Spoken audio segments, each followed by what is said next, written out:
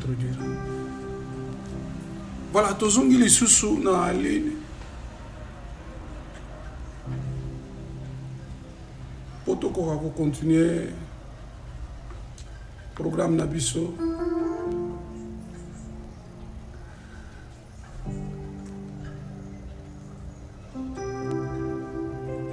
Zamba Pamolayo.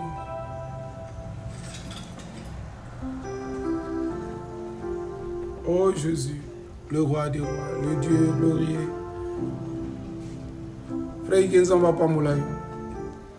Nous avons toujours un programme de Zamba Monayo.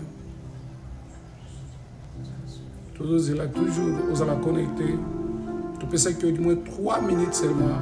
Nous avons l'opération ici. Zamba Pamolayo, Zamba Pamolayo. Jésus.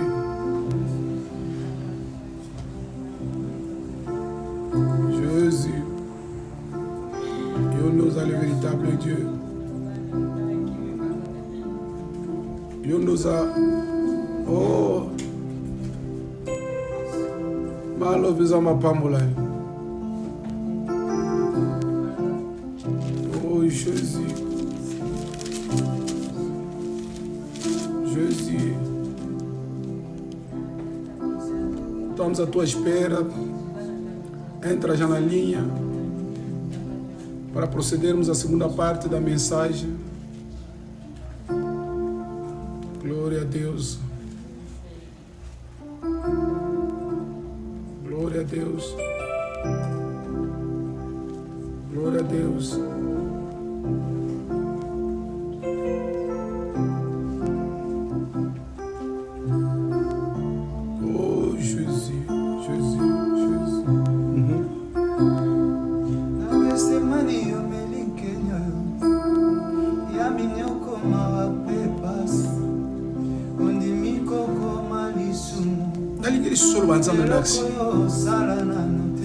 Mikabai panaye Obala nzambe lubana motema na ngai tika Deus fala no meu coração diga ele para falar no teu coração diga Deus fala no meu coração é agora que vamos ouvir a palavra de Deus é o momento que queremos alimentar a nossa fé ouvindo Deus falar no nosso coração através desse espaço abaixo do confinamento que nós estamos.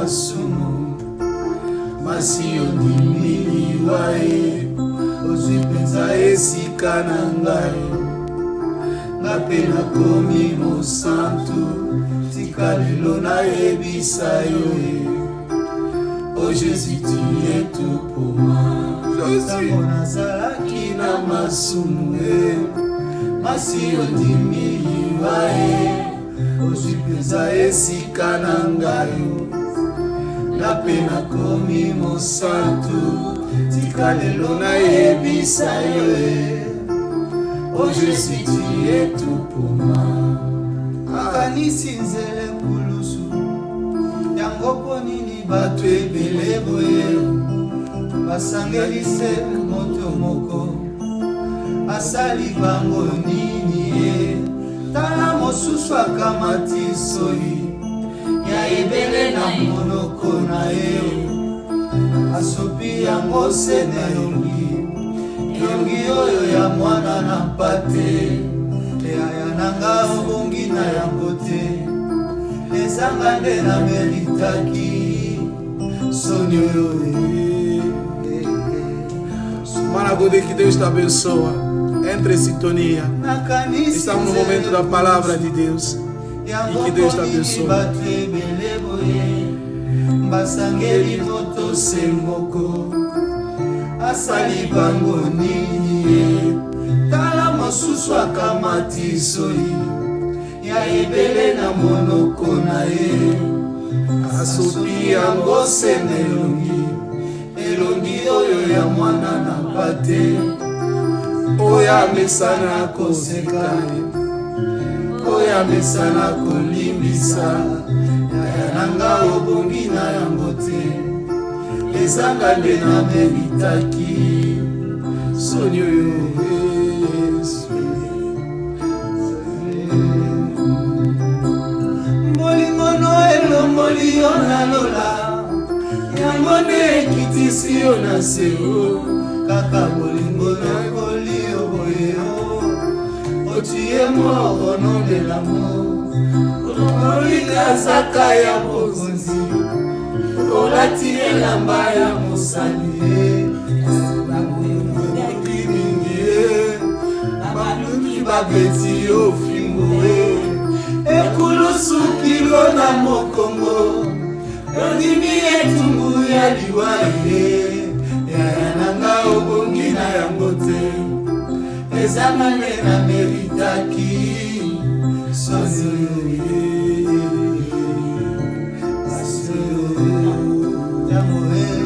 tango nazalaki na masumu masi ondimiliwa ozwi mpenza esika na ngayo nga mpe nakomi mosantu tika lelo nayebisa yo Oh Jésus, tu es tout pour moi. Tango nazalaki na masumu masi ondimiliwa ozwi mpenza esika na ngayo nga mpe nakomi mosantu tika lelo nayebisa yo Oh Jésus, tu es tout pour moi.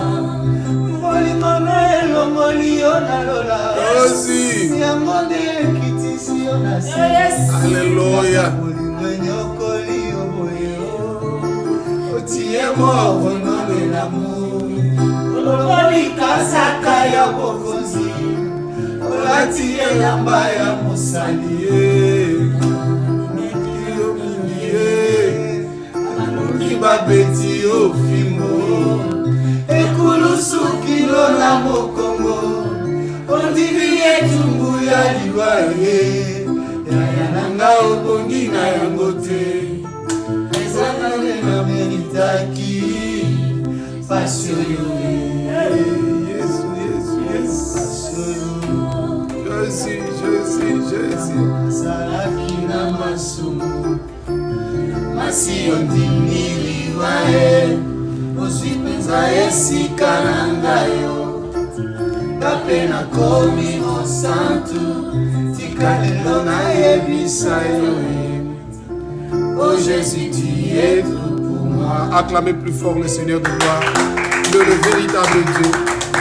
Oya kokani na ye azali te, oya salaka lokola ye azali te. Akuma mapote aza nzambe. Amen. Amen. Amen. Ok. Nakanisi eza ntango malamu oyo lisusu nzambe alobaka na mitema ya bana na bato. Okoki komituna ndenge nini nkolo atiki Pâques oyo esalama na kati ya confinement. Lisolongo mpe ebandaka na confinement. Ebandaki na Égypte na confinement. Nzambe apesi maloba pa Moïse alobi yebisa bato nyonso bakota na ndako. Et c'est comme ça babandaki célébration ya Pâques. Oh Maman Lucia Nzamba pambola yo zala connecté parce que est comme un moment vraiment exact au kokoloba tokoko kaloba na Nzambe.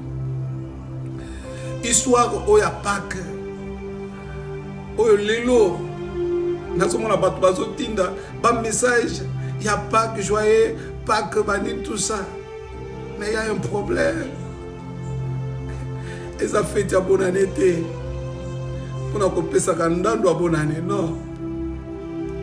Et ça instruction, il soit tikaki. On a pas oya bikisaki. Mais dans les solo à Pâques, dans Exode 12, qu'on a des places aux originalité.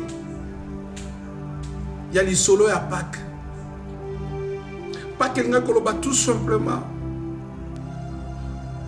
fête ya lobiko de mokolo ya lobiko mokolo akokangolama ya peuple ya Israël na kati ya Égypte na maboko ya banguna na bango. Et na chapitre 13 Exode Nzambe alobi pa ya Moïse etikali mobeko pona libela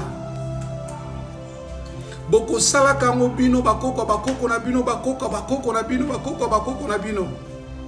Comptez combien de générations de Moïse jusqu'à alors. Mais eloko bengi na azwa mukanda na Nzambe na circonstance oyo ya Pâques eza justement na lisolo mwana mobali moko oyo ayaki kozwa Pâques akomisa yango ya ye. Mais tanga na maloba moko alobi na mukanda na Luc chapitre 24. C'est comme ça nazo pesa ye raison.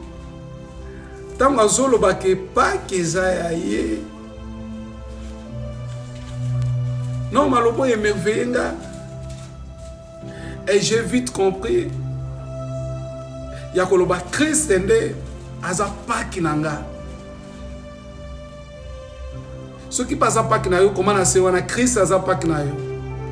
Oh mama bela kobimate zala wana. Parce que ça jour na biso ba Christ.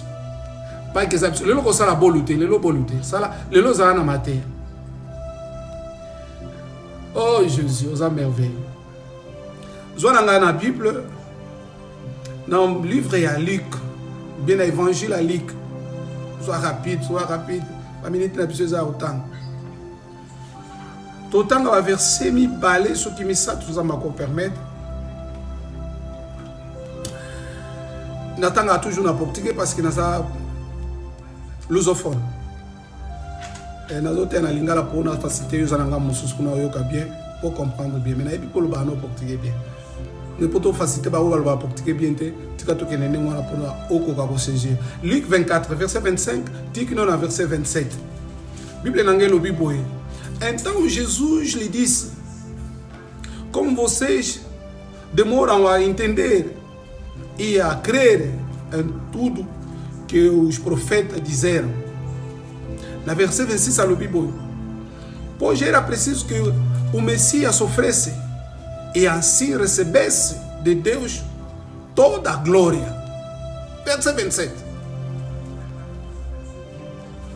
A Bible. E começou a explicar todas as passagens da Escritura Sagrada que falava dele quem? Jesus, iniciando com os livros de Moisés e as escritas de todos os profetas. Palavra do Senhor. Aleluia. Nde awa nazo pesa e raison pour na benga ye Yesu aza Pâques na biso. Parce que oyo lobama ki na Exode, oyo Nzamba tinda ki ba bomba yango, ba salaka yango en mémoire ya likambo Nzamba salelaki bango, ya kokangola mana bango Nzamba salaki, ezalaki kolobelaka mutu moko oyo esengelaki aya. Etango aye, et justement na mukolo oyo bazo lengela Pâques nde ezalaki mikolo oyo Yesu atelemi na lingi tozonga lisusu na Bible po tokoka ko avancer plus vite.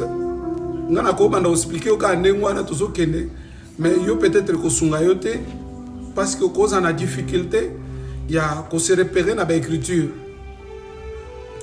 Au moins na Luc parce que na lingi na livre Luc po o lukaka ba livre belete. Au moins na livre à Luc chapitre 22, Luc chapitre 22 maintenant. Dans la Luc 24, on a dit que nyonso oyo elobamaki na Ancien Testament epai na Moïse oyo ekomamaki epai ya ba prophète Yesu alobi nyonso ezalaki na tina na ye. Même pas kwa na bango balobelaki kuna oyo Nzamba pesaki ordre epai ya ba Israélite pour la délivrance na bango. Ezalaki pour na biso ko benga biso na téléphone te. Eza moment nzamba zo utiliser monoko nanga pour na koloba. Landa biso nde. Amen. Alors, dans le chapitre 22, Nde Yesu alingi Yepe a institué Yaye Paki. Landa biso. Luc chapitre 22, verset 7. Comment on a la mukanda na? Luc chapitre 22, verset 7. Texte Zamoulaï. Mais la tanga verset 7 na verset 8. Pose une idée, il y a on a lingina banda koloba. Verset 7 balobi bona la version portugais. Chegou o dia da festa dos pães sem fermento, dia em que os judeus matavam o carneirinho para comemorar a Páscoa. Donc, et comment il colo a fête à Pâques? Voilà tout simplement le contenu de l'homme. Fête on zambala kake pa Moïse que bayuda il faut basala ango. Tant ba kota na mabele na bango, il faut chaque fois basala kango. Et fête on a bandako salango au du moins 3 fois par an. Si qu'on a bilé kwa Yesu, écoute ma na période ya fête wana ya Pâques. Na verset 8 balobi boy. Então Jesus deu a Pedro e ao João as seguintes ordens: vão e preparam para nós o jantar da Páscoa. Voilà a place de Solon, pessoas olham para nela. Yesu abimaki te libanda mibeko ma ayaki po akokisa mibeko. Ekoya na ye na kokokisa mibeko. Mboko ba mibeko il fallait akokisa oyo ezalaki likolo ya nyonso. Ezalaki problème, il y a délivrance, il y a humanité. Et image nango Nzambe se atalisaki yango à partir de l'Ancien Testament, na histoire d'Israël, na Égypte, na ba livre Exode. Kozala na biso na mokili, eza justement lokola peuple azali kati na boumbu, bien azali kati na boumbu, o esengelaki Nzambe aya kobikisa. Israël azalaki kati na boumbu na maboko ya ba égyptien. Et l'humanité tout entière, ils allaient quatre naboumou, na se alisumu, et Yesu sengela ki aya pote a bikisa ou bien a kangola. Mais so inatali na kata l'évangile, na zomo na biloko mine, oyo Yesu akoraki kosala, bien akokaki, bien sûr kosala. Na période kaka oyo ya muke toto tanga ya fête ya Pâques. Eza 4 biloko. Simba biloko na malamu. Ya ona baki ne bandel ta on a introduit maloba na ngai. Pâques eza pona batu nyonso te. Terme musuna koloba Pâques eza ba pagano te. Eko choqueo. Mais il faut s'expliquer pour comprendre que Oeza makambo kati. Ya mumu nezo senga batone faut bazala confiné. Et ça la kielo ka popularité. Alors nelingi na tanga mwa makambo mine oyo nazo kolaka yo poto koka ko comprendre un peu nini efandi na kati ya méditation na ngai. Pour na koka ko partager na yo selon lisungi ya molimo musa akoyi ko sala ngai pour na message oyo eloko liboso ezali na mukanda na Jean chapitre 13. Mukanda na Jean chapitre 13 c'est dans la première verset et le 8e verset. Mais na ko tanga pena ba texte nyonso te parce que tana nga vraiment za jaloux. Lelo ngena sala temps record parce que bazo senga nga vidéo zo za la mulai bani tout ça bazo kokate. Mais na ngina réduire moi muke mais kobo sanate ba vidéo nyonso tozo sala ya message to koleksango dans YouTube kuna konde ko s'inscrire on kuta ba message nyonso ko zala kuna. Soit mon canal Jean chapitre 13 verset liboso balobi boy. Autant on a quelques versets pour to comprendre. Jean chapitre 13 na premier verset Bible langue lobi boy. Faltava somente dia para a festa da Páscoa. Landa biso bien.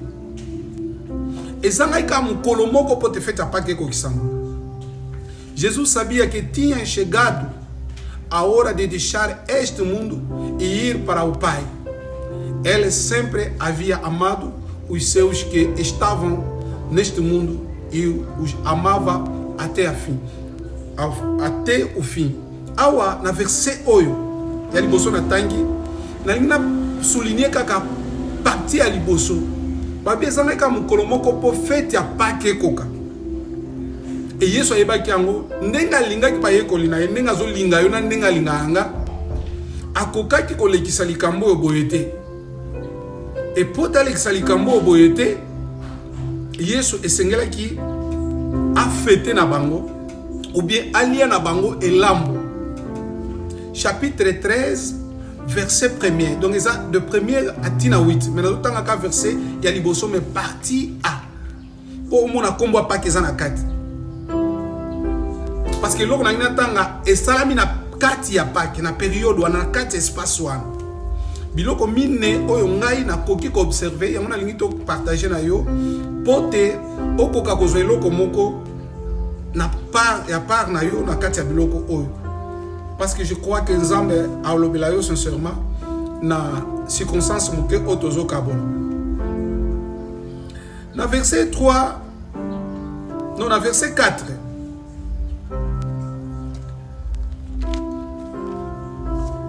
dans le chapitre 22 na verset non dans Jean chapitre 13 na verset 4 Bible lobi boy. Então se levantou e tirou wana Yesu. Soko ngozo a ideia moi malamu tokene na verset 4 pour comprendre. Então se levantou, tirou a sua capa, pegou uma toalha e amarrou na cintura. Verset 5. E seguida, pôs a água numa banheira e começou a lavar os pés dos discípulos e enxugava-os com a toalha. 6. Quando chegou perto de Simão Pedro, este lhe perguntou: vai lavar os meus pés, Senhor? 7. E o que Jesus responde na 7? Jesus respondeu: agora você não entende o que eu estou fazendo, porém mais tarde vai entender. Reação. 8. O Senhor nunca lavará os meus pés, diz o Pedro. Olha, Pedro me dá zombis. E se Jesus a esse retorno, se eu não lavar, você não será mais meu discípulo. Respondeu Jesus. Ainda sou cá na 8 anos. Landa biso bien. Okoya ko comprendre. Nini Nzambe azoloba awa. Oh Anacleto, Nzamba pambola. Zala syntoniser mon Allemagne. Biso nyonso tozana se ya mona mpate. Landa biso. Maman Niclette zala syntoniser. Dans verset 4 tina 8, et c'est le premier élément où on a découvrir que pas que ça pour la sauter. S'il vous plaît. Tinde langai. Et là, on a sauté de langani. Chocolat wana ya Pâques. Hein? O ba italien basala awana. O ba bazwa ngo ba kabola na fête à Pâques. Tindela naï. Na oboya te. Mais na lingi na peso information Pâques eza pour na mutunyo sauter. Alléluia. Awa eloko liboso zo la ki sa Pâques eza pour na mutunyo sauter. Yesu yambo akoma na étape. Nazunga tanga histoire union sauter. Ina tanga ba détail union sauter parce que vraiment toza eloko eza moi pas ce qu'on a aucun na makambo so ninga ngwe kozala mais ina zo essentiel. Tango koma ki l'air Yesu akoka ko servir elambo. O ezala ki significatif parce que avant elambo ezaki na bilia ezako leka liboso. Après bilia wana simande étape elambo bana ekoko. Mais tango étape wana lingo koma Yesu alongwe na mesa place avandaki ake kozwa sani pe atie mai azui esu akangi na loketu na ye abandi koleka na makolo ya baye koli moko pe mosusu. Oh passer makinza pambola na makolo ya moko pe mosusu abandi kosukula moko pe mosusu tanga kwa ina makolo ya Pierre atuni enkolo olingo sukula makolo nani ya ngai kola lobi makambo nazo sala siko yo yebite moko yeba ngwa après abi ate ngai makolo na ngai ko zwa maite.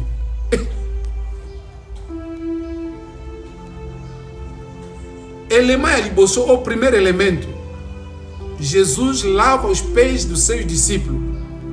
Hein mama Tabita escreve isso. Yesu eloko liboso oyo nasali observation ya makambo elekaki na mwa espace wana na mwa épisode wana ya Pâques eloko liboso Yesu asukoli makolo bayeko. Pierre tango aboyi Yesu alobi na ye soki ngai na sukoli yo makolo te na portugais na ngai apete balobi olongwe ozala te parmi yanga okozala moyekoli na nga te okozwa part na nga te okomata na mesa na nga te okokota na bokonzi na nga te. Expression moko claire, peu simple. Na bato bafungami miso na molimo. Bien-aimé, okoki kokota na part wana te, okoki ko célébrer Seigneur te, okoki ko lekana lambo te. Soki Yesu asukoli yo te. Il fallait abolir sa bomoi na yo. Il fallait rendre au pur. Il fallait sanctifier yo. Ma de nzamba pambola yo. Connecté. Il fallait la purifier. Sans la sanctification, personne ne verra Dieu. Quand on a interprété grâce mal comprise. On a exégèse, on a interprétation, on a herméneutique, on a la place. Parce que lui-même, la grâce nous enseigne à renoncer à tout ce qui est impur. Ils ont pu sa gloire pas en embêter. Voilà le premier pas. C'est pour ça que nous Moutunion sauté à sa part. Moutunion sauté à sa part. Yango Yesu alobina ye clair, ça m'a kambuto il n'y a pas question de révélation. Ce qui Yesu a soukolioté bien-aimé au cause à part na été. L'autre na battu belé. Baosali lanzambe bazo kamba baoteya bana beglise mais Yesu asukola ete ikama yana makamba ngwe komo beba so mona beglise kangami moko pe ba problème ya ngwana te nzamba na kanda ya kushi nyonso ana kanda ba kushi nyonso. Il fallait batuba se repentir. Et sa premier pas, et sa premier élément,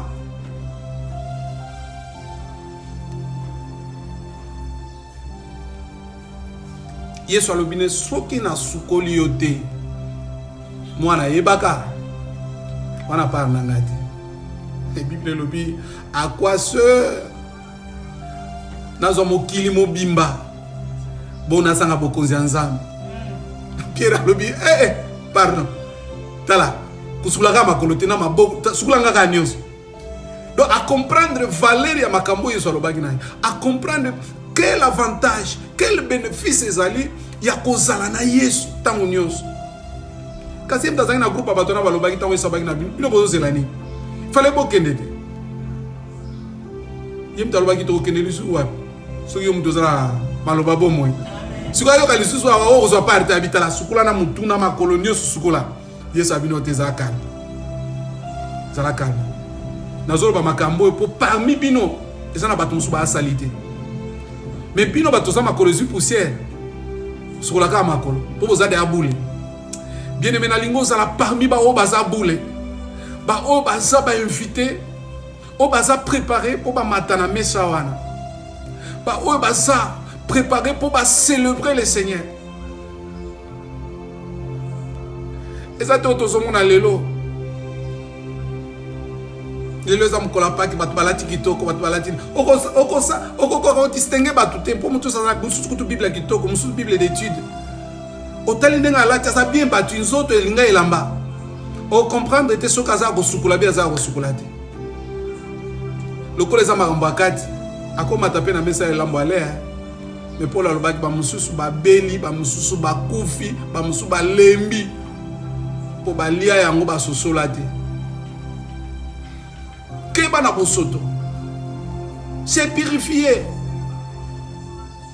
Mon retour nanga comme oui, tika liloba na nzambe, o eza nzambe, liloba na nzambe, o eza Yesu. Liloba ela taki nzoto e bulisa yo.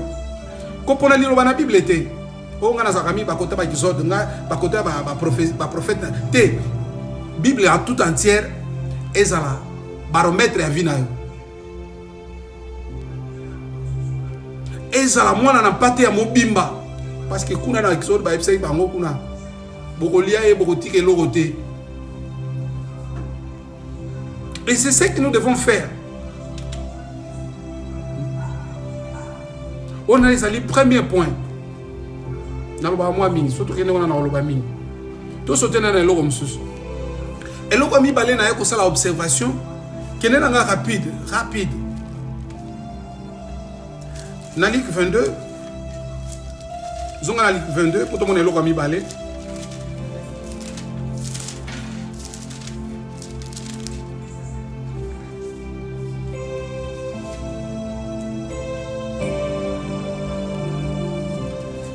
Na Luc 22. Oh Jésus. Oh Jésus. Dans Luc 22, dans verset 19. Luc 22, verset 19.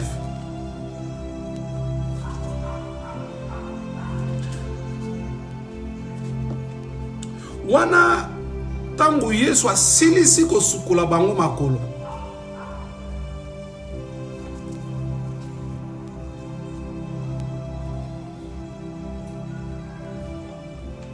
Tangu Yesu asisi bango kosukula bango makolo. Na verset 19, Bible lobi boye. Pois pegou o pão e deu graças a Deus e seguida partiu o pão e deu aos apóstolos dizendo: isto é o meu corpo que entregue em favor de vocês. Faça isto em memória de mim. Luc 22, 19. Donc, droit à colia et sima, il y a purification, il y a lavage.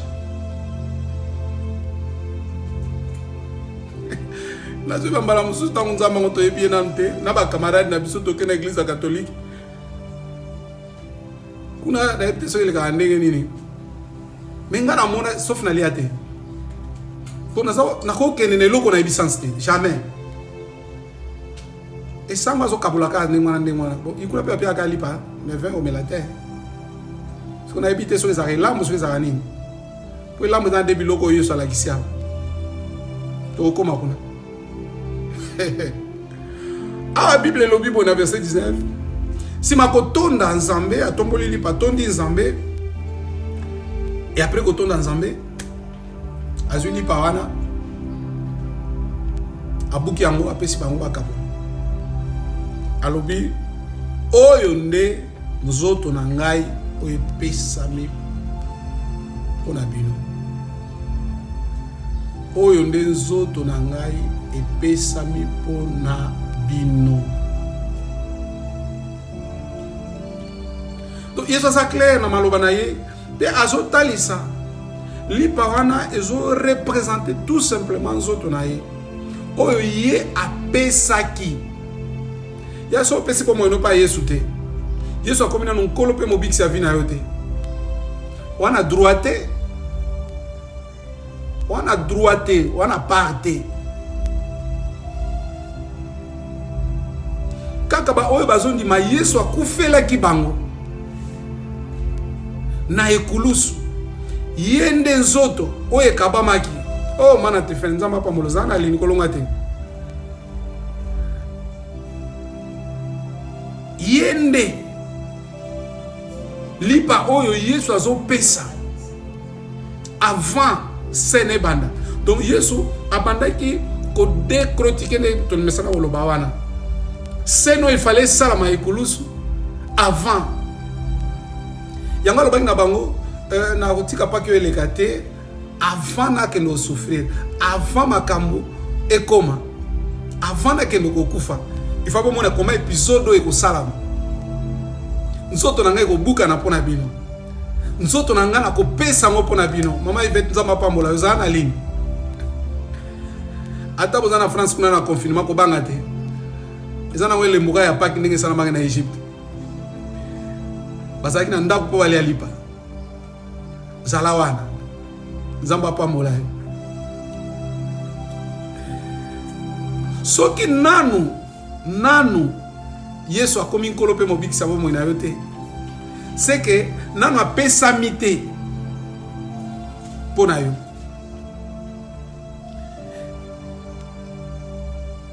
Yango eloko Yesu azo expliquer na verset oyo alobi oyo ndeza nzoto na nga oyo epesami en faveur na bino. Pelo ba pesa en faveur ya mutu. Dans la situation où sala mameloko la yo ko kite basali yo faveur. C'est comme ça qu'ils ont présenté un repas bayeko. Et vous allez comprendre dans le texte moko pe mususu azwa qui part na ye.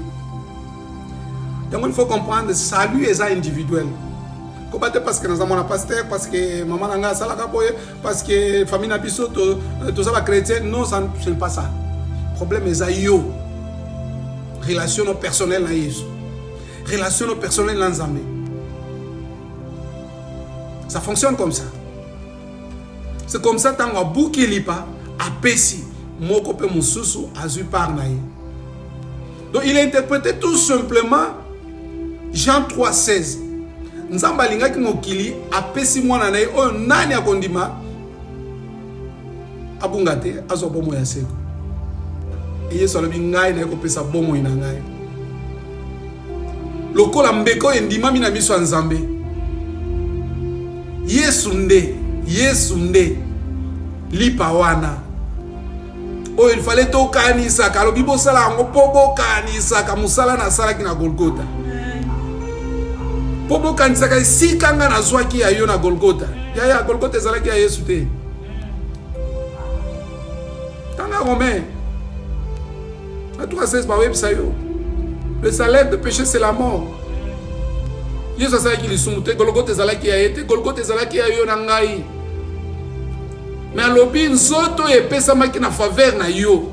Place yo ngaki okende kobakama, place ngai vana ngana bakama, Yesu nde abakami pona yo pe pona nga. Vous comprenez un peu les choses. Et alobi bo sala kango pona mémoire nanga. Bana ba osala ngo. Ba oyo bandima ke Yesu akufaki pona bango. Yana ba ke lambo pona ba pagante s'il vous plaît. S'il vous plaît, ça li solo na biso akati. Ndenge musamba bana we mama solo akati nde ya biso yangwana. Secret na biso nde yangwana. force na biso nde vandiwa.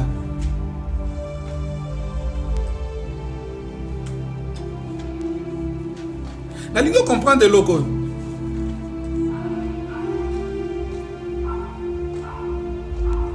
Nzoto esengelaki enyokwama ekufa ne sika na yo pe ne sika na ngai. Nzoto eyaki po remplacer. Est-ce que vous comprenez? Et remplacer yo. Oh mama Trisha, nzamba pa mulani. Zalala lini kolongwa te. Nzoto yo esengelaki et remplacer yo et remplacer nga.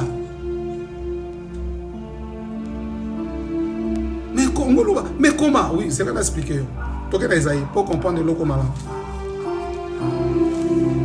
Qui m'a dit on Isaïe 59, 53 pas.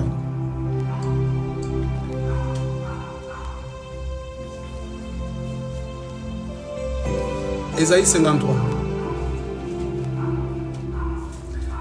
Asolo na sepila na ngomi ngezake lengi. Ta una te ya kango, ta una medita kango na oka pepele na nzoto. Na oka bien.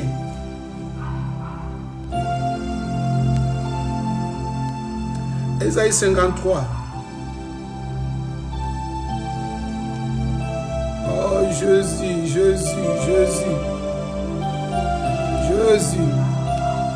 Isaïe 53. Verset na verset 3 à 6. Isaïe 53.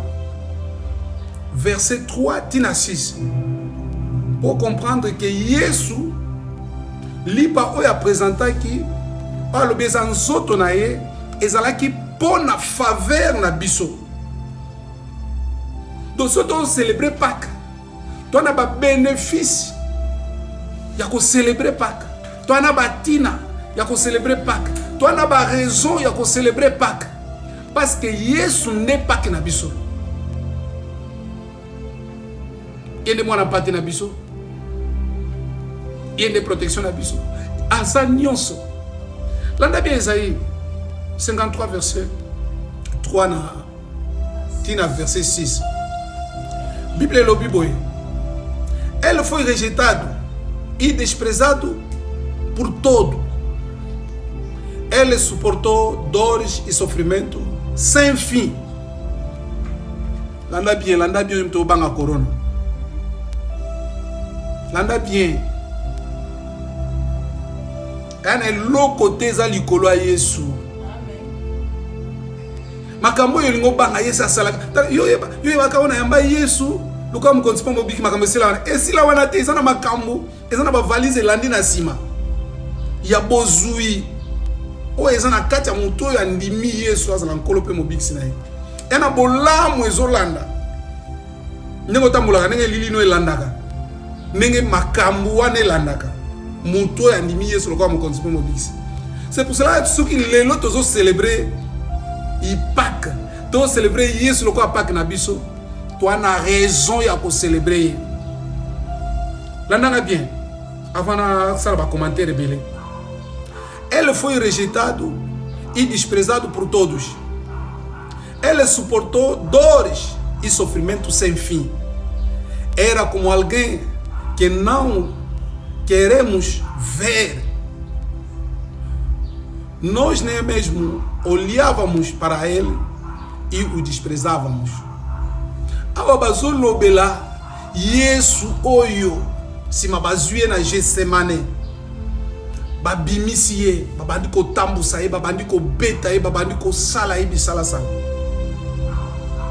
Ofandi na mboka Angola obinde babeta ba mibia suso ba yebi aboma asala ba mobulu a viola batu siko bazuye obine ngakomaka na elongine ko talate.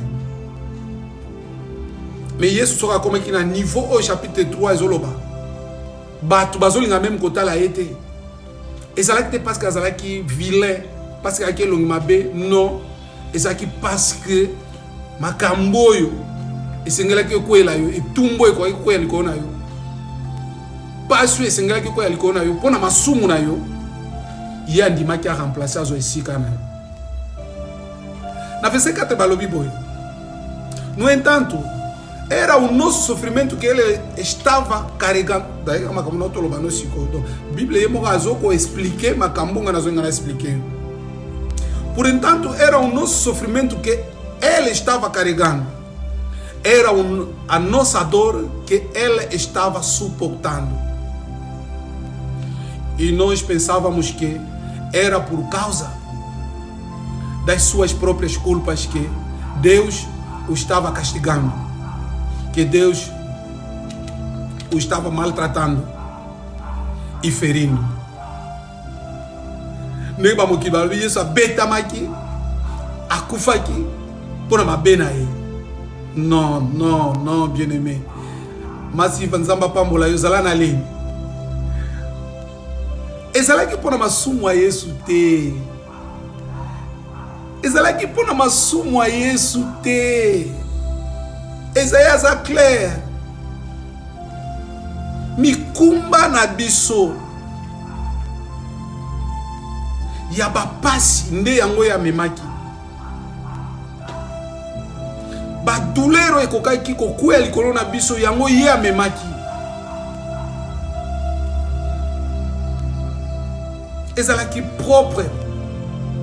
Grain na yete nde yango ya akendaki kokuya na itumbu oyo. C'est comme ça qu'on comprendre.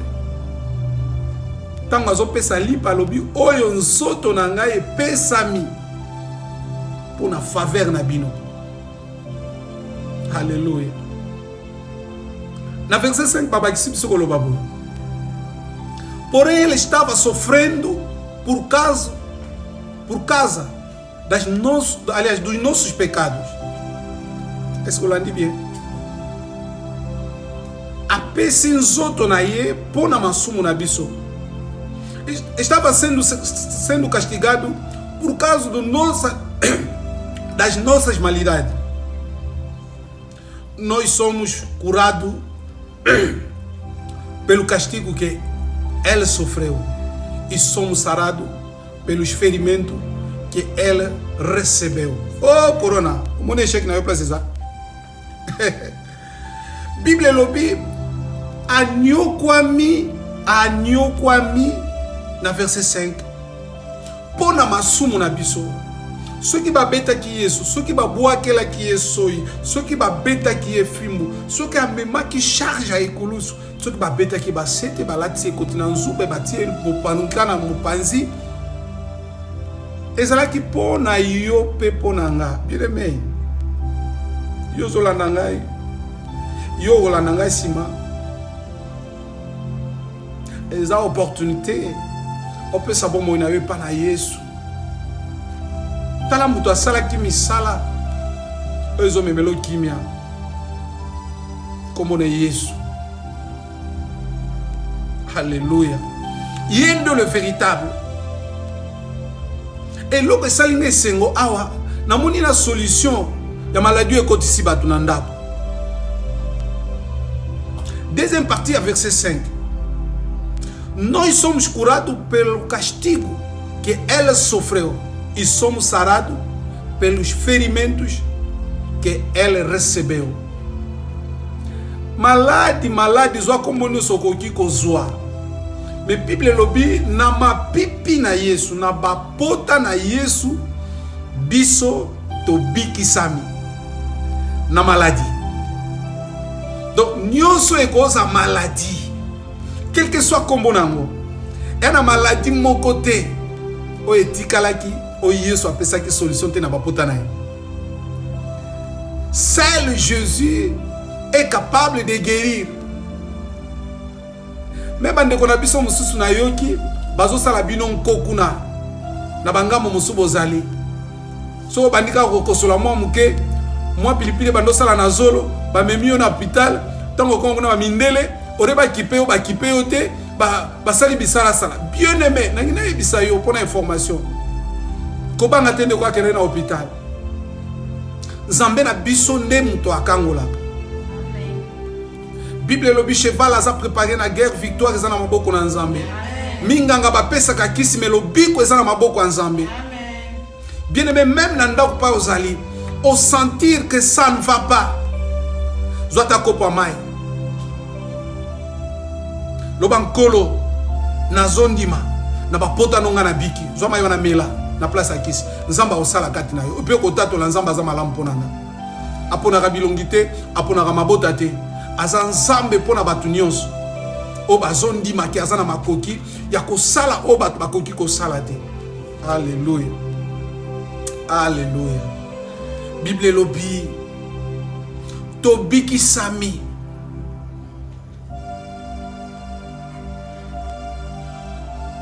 Tobiki sami. Po ete etumbu o esengela ke ezala pona biso ekwei likolo na ye. Nde na bapota na ye biso tozwi lobiko, be tozwi guérison. Wana nde frère Bilo Nzamba pamola yo zana lim kolongwa te. Alléluia. Oh Jésus. Voilà eloko mi balé. Oye tiraki attention na ngai. Tant nazotala Yesu kosala elambo oyo. Tant kotala Yesu azosala elambo oyo. C'est comme ça nazo ko insister. C'est comme ça nazo insister koloba. Kaka. Ba Kristo nde mutu bakoki ko célébrer elambo oyo. Mama Christine Nzamba pamola. Kaka ba Kristo nde bakoki ko célébrer Pâques. Pâques eza pona mutu nyonso te. Eza pona ba oyo ya ye. Po bakanisa ye. Sikoyo mopagano oyambata Yesu te. Yesu akufela yo te, eloko moko te. O célébrer Pâques na raisonner. En mémoire ya nini vraiment. Ozomana tozana ka muto baloyenge. Soki ezaki na bamarka baloyenge na changer moi muke vraiment soko zolanda ngai. Pâques ba célébrer kango na batu nyonso te. Batoka bayebi ke Yesu akufelanga. Yesu abikisanga. Yesu apesinga bomo. Nde ozana raison ya ko célébrer. Oh Mantoni. Nzamba pambola kuna na Grèce. Zala sintonia parce que tozana na message o tozo transmettre ezo concerner pebino na confirmation na bozali.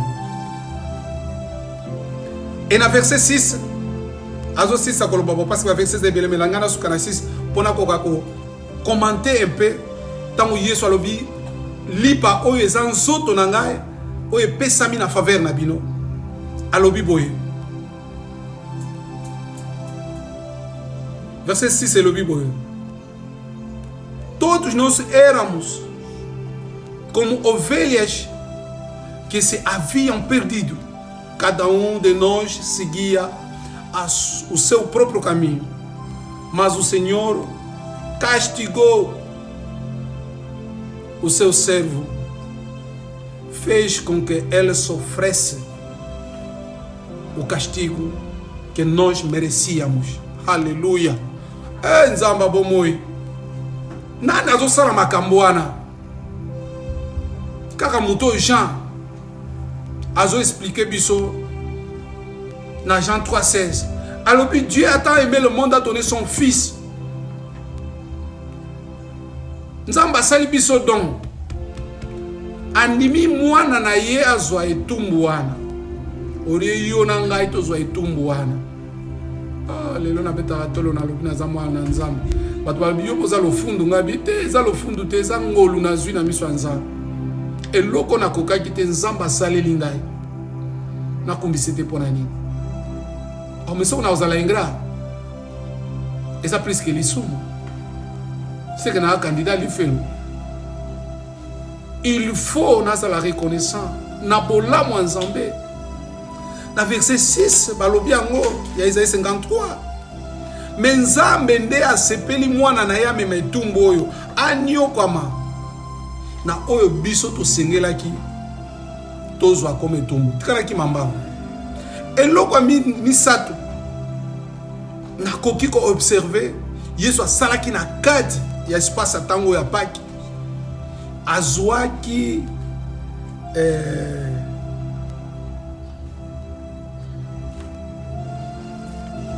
kopo ya vino apesaki matondo epai ya tata songa na ngana mukana na Luc chapitre 22 toza toujours wana pardon na verset na biso 20 Luc verset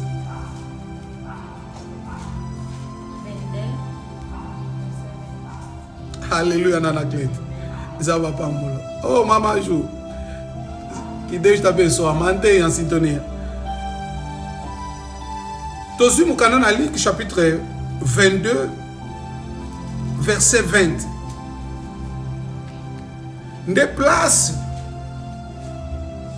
eloko ya misato oyo nayaki komona Yesu akokaki kosala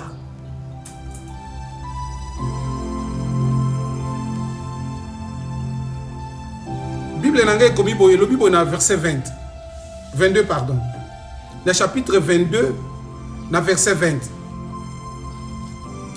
depois do jantar de mesmo modo deu a eles o cálice de vinho, dizendo: este é a nova aliança feita por Deus com seu povo, aliança que é garantida pelo meu sangue derramado em favor de vocês. Tradição é a linguagem de hoje. Essa tradição ya Almeida te banan tout ça. Yango mona langage nangeza différent ya o sona tangi Almeida balobi boy. Na verset 20 balobi boy. Semelhantemente tomou o cálice depois de cear dizendo: este cálice é o Novo Testamento no meu sangue que é derramado por vós. Bilanda siko oyangai e a linguagem de Alelo balobi boy. Depois de jantar, do mesmo modo, deu a eles o cálice de vinho, dizendo: este cálice é a nova aliança, ou Novo Testamento, feito por Deus. Aliança sika oye salami pai na Nzambe pour na peuple na ye com o seu povo. Donc boyokani sika yakala esimba kite kenda kite troya kuna. Alors Nzamba moni que il faut mususu e salama. Alors pour salama e salami na nzela ya makila ya Yesu. Alliance ezo na garantie. Garantie alliance wana eza makila ya Yesu. Oye sopani pour na faveur na biso. Landanga est bien. Très bien. So tangango mona wana Matthieu 26 27 28 au monango alobiango Yesu azolo répéter même aloba azolo bela sur makila na ye oyo esopanaki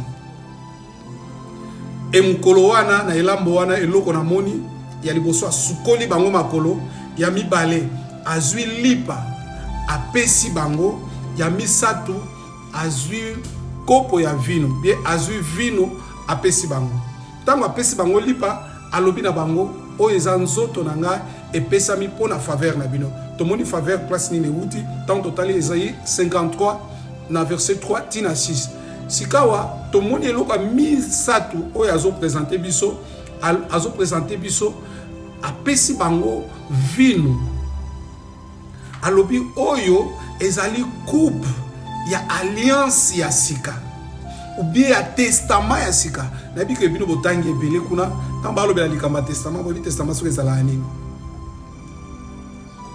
tamba alobela alliance ou bien nini eza alliance na tante na bano fungola biloko mikemke wana poto kene musika mais eza plus pour koka ko saisir pourquoi biso to na raison ya ko célébrer Pâques.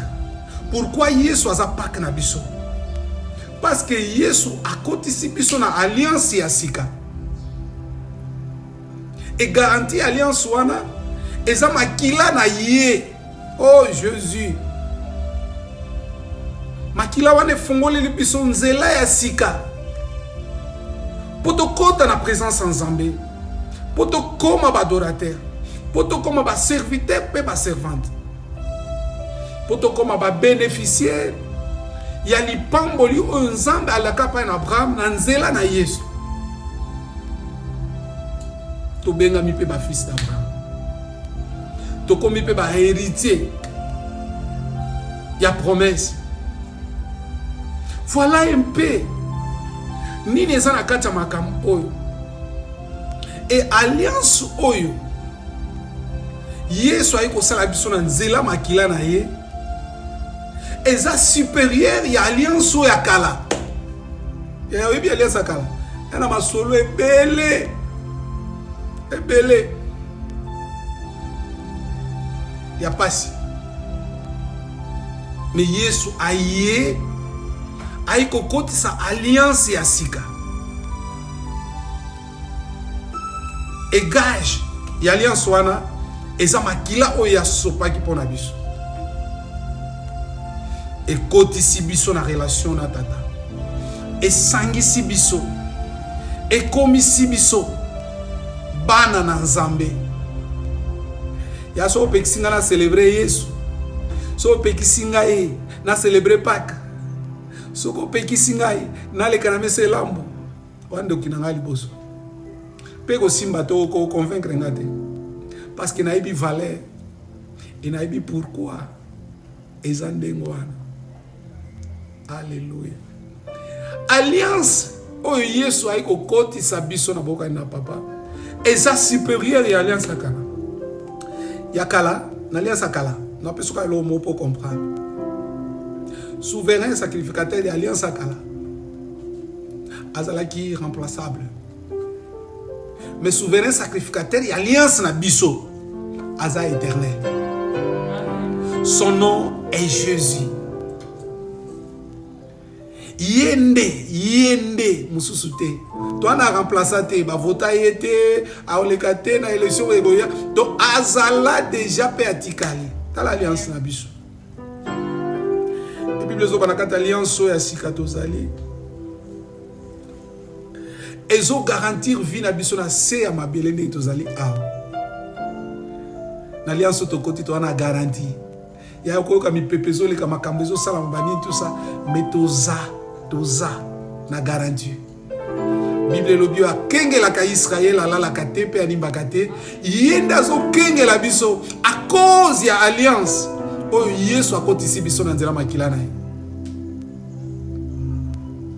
Et alliance wana zo garantir biso ka vie na mabelete mais zo garantir biso sur la vie éternelle. Et memeli biso pomoy ya seko na seko. Oh Jésus, sois glorifié.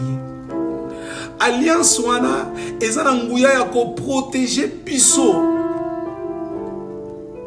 Ozo koma kameza na kata alliance wana eza na nguya ya ko protéger biso.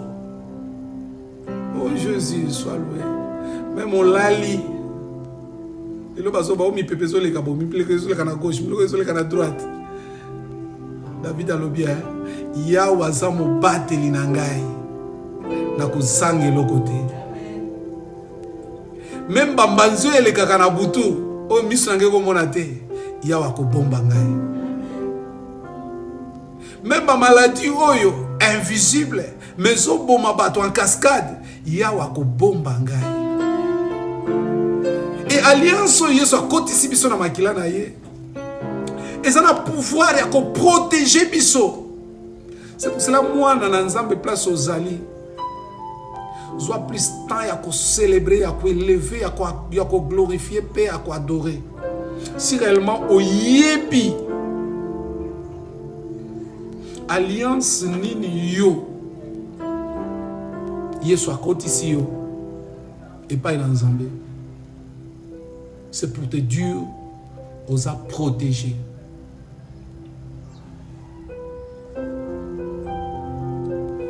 alliance oyo eza plus fort même likolo ya nouvel ordre mondial oyo ezozala établi.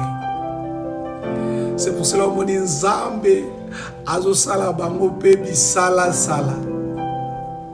Non, il est merveilleux. Nzambe azosala bango bisala sala pona otalisa te alliance nga na sali na makila ya Yesu ezali inviolable. Ezali na moya ko interrompre yango te. Yango bazo mituna memaka munini ezo salama. Biso to sali bisala sala to bongisi bibongisa bongisa. Mais comment ezo beba pe ezo koma boye? Oh Jésus. Babo sani ba ebite. To kota na alliance o l'équipe alliance nyonso. Oya sala alliance oyo. Aza fidèle. Akenge la kalikolo alliance na ye. Et alliance oyo ya sali. Moto moko takoki ko buka yango. Il est le véritable Dieu. Umela na alliance wana. Yo nano pesi bomo ite pesa bomo pa Yesu. Akokotso na alliance ya sika. Oyo esalami na makila na ye. Oyo kitisi kanda ya tata. Oyo memeli oyo bomba melo. Oyo ko sala ite bomo na yo sana kimia. Na ngina sisa na elema ya suka pona koloba nobo. Mais na kati ya kofanda yoka Yesu eloko amine alobi. Na Luc 22 verset 21 à 22 na sisa wana. Na commenter un peu minute parce que na zapena na posa commenter mingi likolo na mote. Parce que la Bible est trop claire. Luc 22 verset 21 à 22. Bible est le Bible. Mas veja, o traidor está aqui sentado comigo à mesa. Yesu alobi tala mutu akoteka ngai afandi na ngai na mesa. Eyalikama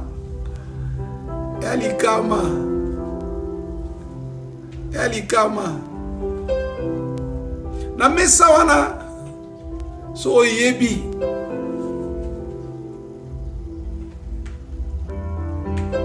que o trair Yesu como tá na mesa wana te eu memelo liwa fete oyo eza bapaya te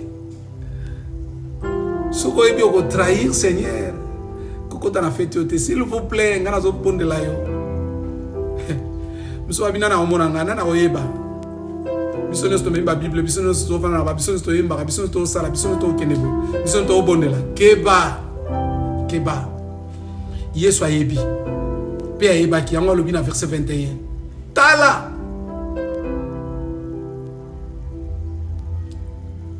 Ezana mutu moko akoteka nga fandi na nga na mesa. Na verset 22 lobi boy. Pose o filho de homem veio morrer. O filho de homem vai morrer da maneira como Deus resolveu. Yesu ayebise mwana na moto akokufa ndenge Nzambe abongisaki. Mais partie B à verset 22 place nazo sisa yango na lobi boy. Mas ai. Ya kozwi fimbo. Obika so babeto fimbo. Ningo ganga wana ai. Les ai sengote. Donc ai wana ngolo ba tout simplement mawa. Tu as cette pensée. Alors, Bible, ai daquele que está traindo o filho do homem. Nós aussi ça wana nzamba pa mula. Mawana oyo akoteka mwana na moto. Yo tuna mesi bateka Yesu. Babaka na ikulusunga na oteka ina nini. Yo kangai. Ne tamboli na yo, na bizaleli na yo, na oyo zo sala. Na oyo kanisaka na oyo salaka obatu bazo mona te ozo trahir Yesu. Mais so ozo trahir Yesu oza mutu ya mawa yebaka etumbu na Nzambe ekwela yo kanisa sort ya Juda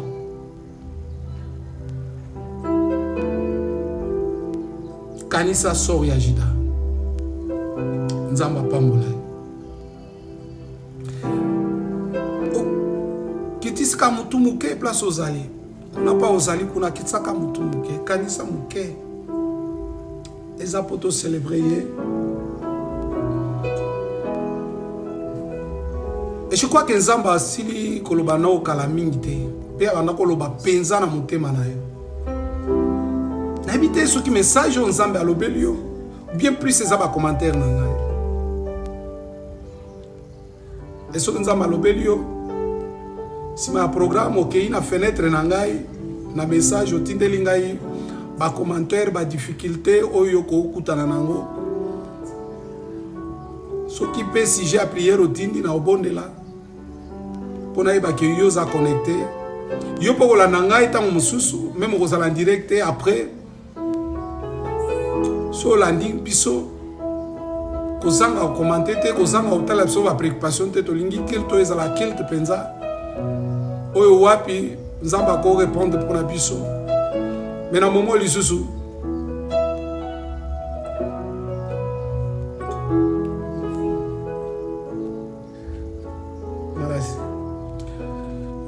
la lingi yo mizongi sapana Nzambe. Ce que l'on voit que n'a bien été sans Nzambe azala Nzamba mama. Peso mokana otika. Kozala mutu a trahir Yesu te. Ce qui osa bien aille. Profitez de célébrer quelques minutes seulement pour te clôturer le programme. Oh Jésus. Place azali soko poko tombola maboko na sepela mingi na elembo. Eza ke elembo bien etalisa ke dépendance nangeza pana yo. Jésus, Jésus, Jésus. Liboso ekiti na yo. Na yeko sopa motema nanga yo. Jésus, Jésus, Jésus.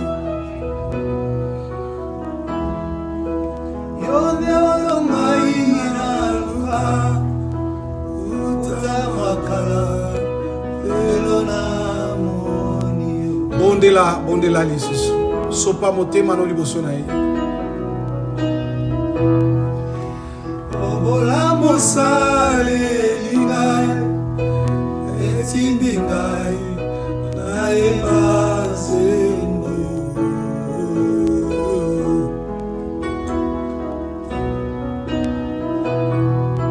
liboso ya ki sopa motema liboso na ye yebisa ye Nzambe kuma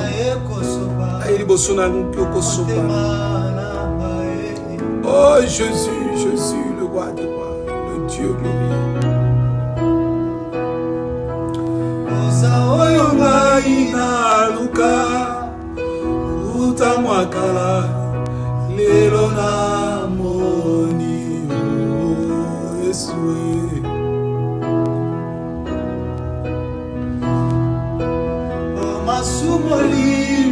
Sangai etindi ngai na ebazembo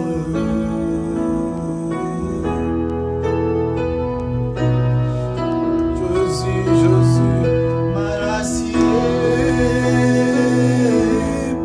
Marasi nanga yango yo marasi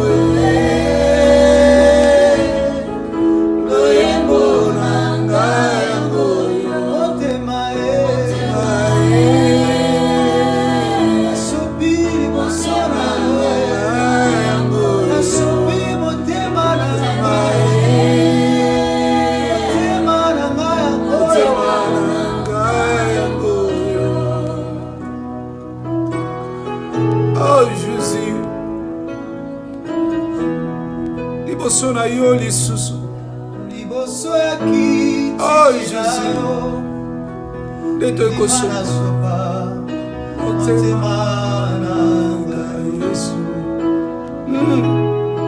naluka yo kala Jésus yonde oyo ngai naluka utamakala lelo na okumama netola mapoto za nzambe apamboli mosantu nzambe na lo ozali véritable Dieu. obola mosale Jésus etindi ngai Jésus nayemba nzembo naboyi kozala ingrat liboso na yo naye mpona célébre yo naye mpona adore yo naye mpona éleve yo so masanzo olinganga lokola malasi liboso na yo yo ozali le véritable Dieu. Na remercier yo nakomisi yo ozali le véritable Dieu.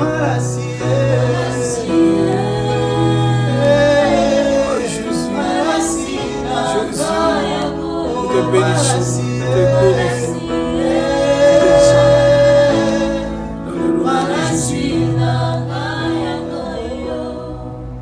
Tala opokono na tolo ndenge tomesani ntango nyonso makanisi epa na nzambe mona misala ekulusu nazwa kimia nabondela yo nzambe kolo topesi yo merci mpoza malamu merci mpona ntango o nzambe oyo abongi mpe akoki yo nde osali bomoi na biso ezala na sens yango lobi tobosanaka te ntango nyonso tokanisaka misala osalaki mpona biso. Seigneur, merci mpona misala ekulusu. Paul alobi boye soki nzambe apimelaki biso mwana na ye te a combien plus forte raison akopimela biso oyo tokoki kosenga. Seigneur, na osenga bolamu na yo, kimia na yo, esengo na yo, ezala partage ya bana na yo. Ba oyo baza na ligne, ba oyo bakokota na ligne après. Situation nyonso oyo ekoki kotelama likolo bomo ya bana na yo.